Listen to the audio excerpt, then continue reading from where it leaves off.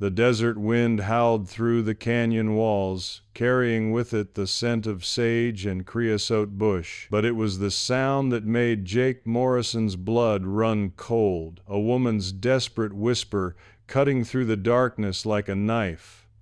"Don't untie me," she pleaded, her voice barely audible above the rustling of the Joshua trees. The cowboy's weathered hands froze on the rope, his heart pounding as he realized that sometimes the very act of trying to save someone might be the thing that destroys them both.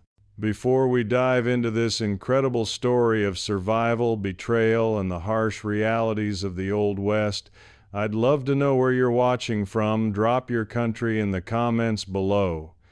And if you enjoy these authentic Western tales, make sure to hit that subscribe button so you don't miss tomorrow's story.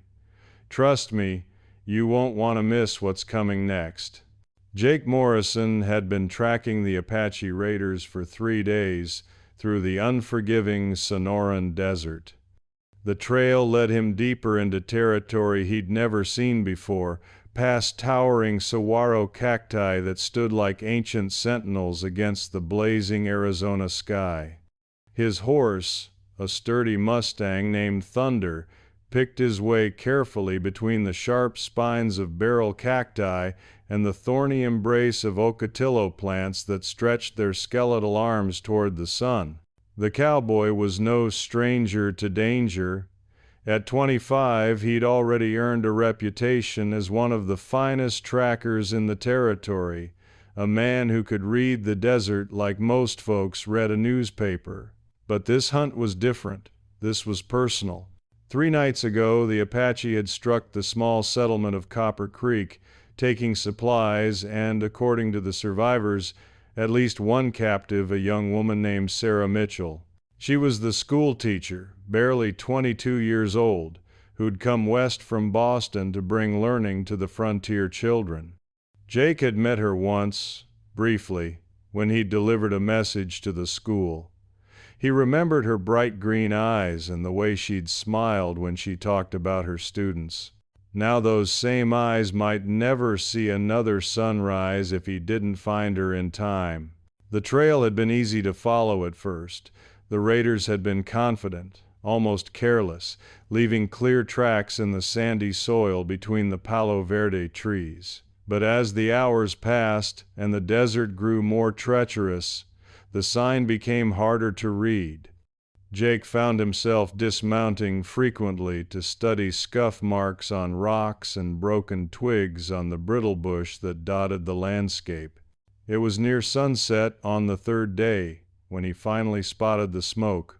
A thin wisp of gray rose from behind a ridge of red sandstone, barely visible against the darkening sky.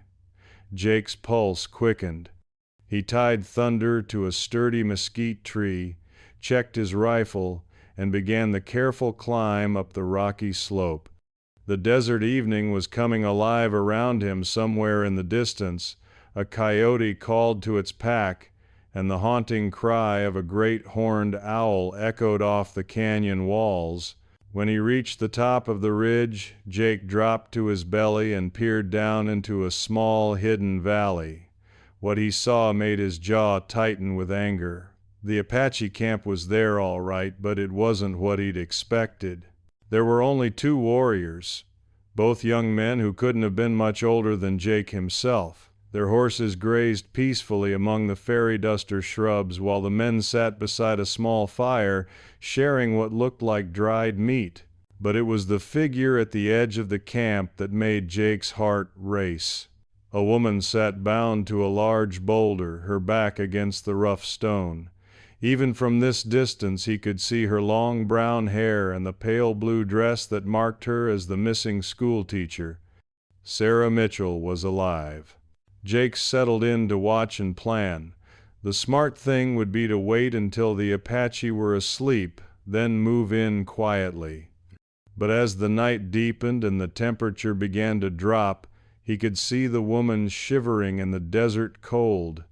The Apache had built their fire for themselves, leaving her to suffer in the darkness. The cowboy's hands clenched into fists. He'd seen enough. Moving like a ghost through the creosote and bursage, Jake made his way down into the valley. The desert night was his ally. Now the same darkness that hid his approach also muffled the sound of his boots on the sandy ground. Years of tracking had taught him how to move without disturbing so much as a pebble. He was 20 yards from the camp when everything went wrong. One of the Apache warriors stood suddenly, stretching and yawning. In the flickering firelight, Jake could see he was barely 18, with the lean build of a young man just coming into his full strength. The warrior walked to the edge of the camp to relieve himself, passing within 10 feet of where Jake crouched behind a large barrel cactus. The cowboy held his breath, pressing himself against the desert floor. The spines of a nearby cholla cactus bit into his shoulder, but he didn't dare move. The Apache paused, his head tilted as if listening to something only he could hear. For a long moment, neither man moved. The desert seemed to hold its breath with them. Even the wind had died to nothing, leaving only the distant crackle of the campfire and the rapid beating of Jake's heart. Finally, the warrior shrugged and returned to the fire. Jake waited another 10 minutes before continuing his approach, but now he knew time was running out. The Apache were alert, probably used to this harsh country in ways he could only imagine. If he was going to save Sarah Mitchell, it had to be now. The woman's bonds were tight rawhide strips that had been soaked and then allowed to dry, shrinking to cut deeply into her wrists. In the moonlight, Jake could see the pain etched on her face, the way she bit her lip to keep from crying out. Her green eyes were wide with a mixture of hope and terror when she spotted him moving through the shadows. Jake put a finger to his lips, signaling for silence. Sarah nodded frantically, her whole body trembling with cold and fear. The cowboy drew his knife, a sharp blade that had served him well in a dozen dangerous situations. But as he reached for the ropes that bound her, Sarah did something that stopped him cold. "Don't untie me," she whispered, her voice barely audible above the sighing of the wind through the Palo Verde trees. "Please, you don't understand." Jake froze, his knife halfway to the bonds. The woman's eyes were filled with tears, but there was something else there, a desperate urgency that made his blood run cold. This wasn't the reaction he'd expected from someone who'd been captive for 3 days. "What?" he breathed, leaning closer. "The ropes," she whispered, glancing nervously toward the sleeping Apache. "They're not just holding me, they're holding something back." Before Jake could ask what she meant, one of the warriors stirred by the fire. The cowboy pressed himself against the boulder, his heart hammering against his ribs. The Apache sat up, looking directly toward their hiding place. The warrior spoke in his native language, words that Jake couldn't understand, but that carried the unmistakable tone of suspicion. The second Apache rose as well, both men now alert and scanning the darkness beyond their firelight. Sarah's eyes filled with panic. She mouthed a single word that made Jake's blood freeze: "Run!" But the cowboy had never run from a fight in his life, and he wasn't about to start now. He'd come too far and risked too much to leave this woman in the hands of her captors. Whatever game she was playing, whatever reason she had for telling him not to free her, Jake Morrison was going to finish what he'd started. He raised his rifle, drawing a bead on the nearest Apache warrior. The man was reaching for his own weapon, a lever-action Winchester that gleamed in the firelight. One shot would end this quickly and quietly. But as Jake's finger tightened on the trigger, Sarah made a sound that stopped him cold, a low, keening wail that seemed to come from somewhere deep in her chest. It was a sound no human throat should have been able to make, a cry that raised every hair on the cowboy's neck and sent primitive terror racing through his veins. The Apache warriors heard it too, and their reaction was immediate and terrifying. Both men dropped their weapons and fell to their knees, their faces masks of absolute horror. They began chanting in their native tongue, words that sounded like prayers or pleas for mercy. Jake stared at the scene before him, unable to process what he was seeing. The warriors, fierce fighters who'd terrorized half the territory, were cowering in fear, and Sarah Mitchell, the gentle schoolteacher from Boston, was the source of that fear. "You have to go," she whispered urgently, her voice returning to its normal pitch. "Now, before it's too late." "Before? What's too late?" Jake demanded. But even as he asked the question, he began to notice things he'd missed before. The way the ropes weren't just around her wrists and ankles but formed an intricate pattern across her body. The strange symbols carved into the boulder at her back. The fact that the Apache hadn't just killed her, they were keeping her prisoner, but not in the way he'd first thought. "The moon," Sarah said, tilting her head toward the sky. "It's almost full.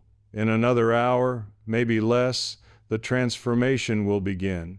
And if I'm not bound when it happens..." Jake followed her gaze upward and felt his mouth go dry. The moon hung like a silver dollar in the star-scattered sky, lacking only a thin sliver of being completely round. Tomorrow night would be the full moon, but tonight was close enough to make his skin crawl with an instinctive dread he couldn't name. "What transformation?" he asked, though part of him already suspected an answer he didn't want to hear. Sarah's green eyes met his, and in their depths he saw a sadness that seemed to stretch back through generations. "My grandmother was Cherokee," she said quietly. "She told me stories, legends that I thought were just tales to frighten children. But when I came west, when I got closer to the old places where the boundaries between worlds are thin..." She shuddered, and Jake noticed that her fingernails seemed longer than they should be, almost claw-like in the moonlight. "The Apache know," she continued. "They've known for generations about creatures like me. They call us skinwalkers, shapeshifters. But they know the old ways of binding such things, of keeping them contained when the moon calls." Jake's rational mind rebelled against what he was hearing. Skinwalkers were legend, stories told around campfires to spook greenhorns. But the evidence was right in front of him, the Apache warriors still on their knees, chanting protective prayers, and the woman he'd come to rescue begging him not to free her from bonds that weren't holding her captive, but protecting everyone else from what she might become. "You're saying you're some kind of..." he began. "Monster," Sarah finished for him.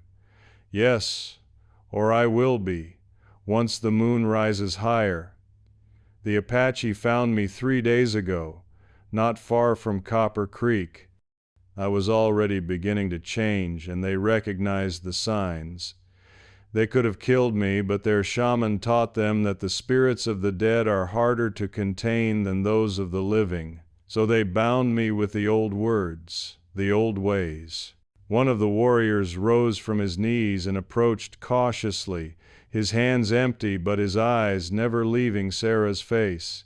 He spoke in heavily accented English, his voice thick with fear and respect. "White man, you must go now. The moon spirit grows strong. Our bonds may not hold if you stay and bring more fear, more anger." Jake looked from the Apache to Sarah, his mind reeling. Everything he thought he knew about the world had just been turned upside down. The woman he'd tracked across the desert to rescue was something out of nightmare, and her captors were actually her protectors and his. "I don't believe this," he said, but even as the words left his mouth, he knew they were a lie. Too many things made sense now, the way the Apache had left such an easy trail at first, as if they wanted to be followed. The care they'd taken with their captive. the fear in their eyes when they looked at her. Sarah's features began to blur slightly in the moonlight, as if she were becoming less solid, less human. Her voice, when she spoke again, carried an otherworldly echo that made Jake's bones ache. "Believe it or don't," she said, "but if you value your life and the lives of everyone between here and the nearest town, you'll leave me bound and ride away. The Apache will take me deeper into the desert tomorrow, to a place where the old magic is stronger. They'll keep me contained until I learn to control what I've become." The warrior nodded grimly. "It is the way. We have done this before, when the white man's magic mixes with the old blood. She will learn, or she will die, but she will not kill." Jake found himself taking a step backward, then another. His rational mind screamed that he was abandoning a helpless woman to her captors, but every instinct he possessed was telling him to run. Sarah wasn't helpless. She was something far more dangerous than any Apache raid or desert storm. "Sarah," he said, his voice rough with emotion he didn't fully understand. She smiled then, and for a moment she looked like nothing more than the pretty schoolteacher he remembered from Copper Creek. "Jake Morrison," she said, and he realized she knew his name, though they'd barely met. "You're a good man, a brave man, but some things can't be fixed with courage and a fast gun. Some things just have to be endured." The moon climbed higher, and Jake could see the change beginning in earnest now. Sarah's eyes were starting to glow with an inner light, and her breathing was becoming labored, as if she were fighting against something trying to claw its way out from inside. The Apache warriors resumed their chanting, their voices rising and falling in an ancient rhythm that seemed to resonate with the very rocks and sand around them. Jake recognized it now for what it was, not the victory song of raiders, but a desperate prayer to keep something terrible contained. He backed away from the camp, his rifle forgotten in his nerveless hands. Behind him, thunder waited patiently among the mesquite trees, and beyond that lay the long trail back to civilization. Part of him wanted to stay, to see this thing through to whatever end awaited. But the larger part, the part that had kept him alive through years of dangerous living, was screaming at him to put as much distance as possible between himself and whatever Sarah Mitchell was becoming. As he reached his horse, Jake heard a sound that would haunt his dreams for years to come, a howl that was part human scream and part something else entirely, something wild and hungry and utterly inhuman. The Apache chanting rose to match it, voices joining in desperate harmony to weave whatever protection their ancient knowledge could provide. Jake mounted Thunder and rode hard into the night, not stopping until the sounds of the desert camp were lost behind him in the vastness of the Sonoran wilderness. When he finally made camp near dawn, he built his fire large and bright, needing the light to drive away the shadows that seemed to cling to him like cobwebs. For 3 days he rode toward Copper Creek, stopping only when exhaustion forced him to rest. When he finally reached the settlement, the townspeople greeted him with hope and expectation, asking about Sarah Mitchell, about the Apache raiders, about justice and rescue. Jake looked into their faces, honest, hard-working people who believed the world made sense, who thought that good and evil were easy to tell apart, that heroes always saved the innocent, and villains always paid for their crimes. He envied them their simple certainties. "He's gone," he told them, which was the truth as far as it went. The Apache took her deeper into the desert, too far to follow. Some of the men talked about forming a larger posse, about tracking the raiders down and making them pay. Jake discouraged such talk, spinning tales of impossible terrain and hostile tribes that would massacre any rescue attempt. It wasn't difficult to convince them the desert was vast and unforgiving, and most of these settlers were farmers and shopkeepers, not fighters. Over the following weeks, as the furor over Sarah Mitchell's disappearance gradually died down, Jake found himself changed by what he'd witnessed. He continued his work as a tracker and occasional lawman, but he approached each job with a new understanding of how much he didn't know about the world he lived in. The desert held secrets that went deeper than water holes and game trails, older than the newest settlements or even the oldest Apache legends. Sometimes, on nights when the moon was full, he would stand outside his small cabin and listen to the wind in the saguaro cacti, wondering if somewhere out there in the wilderness, a woman who had once been a schoolteacher was learning to live with the beast she carried inside her. He wondered if the Apache had succeeded in their mission, if their ancient knowledge had been strong enough to teach her control, or if she had simply disappeared into the vast emptiness of the desert, taking her curse with her. Jake never found out the answer to those questions, but he heard rumors over the years, travelers' tales of strange howls in the night, of tracks in the sand that looked almost human but not quite, of Apache shamans who spoke in whispers about the old contracts between their people and the spirits that walked between worlds. And sometimes, when the wind was right and the moon was dark, he thought he could hear an echo of that desperate whisper that had changed everything. "Don't untie me." It was a reminder that sometimes the greatest act of heroism wasn't saving someone, but knowing when to walk away and let them save themselves. The desert kept its secrets, as it always had, but Jake Morrison had learned that some secrets were worth keeping, that some mysteries were better left unsolved. He had ridden into that hidden valley as a simple cowboy looking to rescue a captive woman, and he had ridden out as a man who understood that the world was far stranger and more dangerous than he had ever imagined. In the end, Sarah Mitchell had been right. Some things couldn't be fixed with courage and a fast gun. Some things just had to be endured, whether you were the monster trying to control your nature or the person who loved that monster enough to let them go.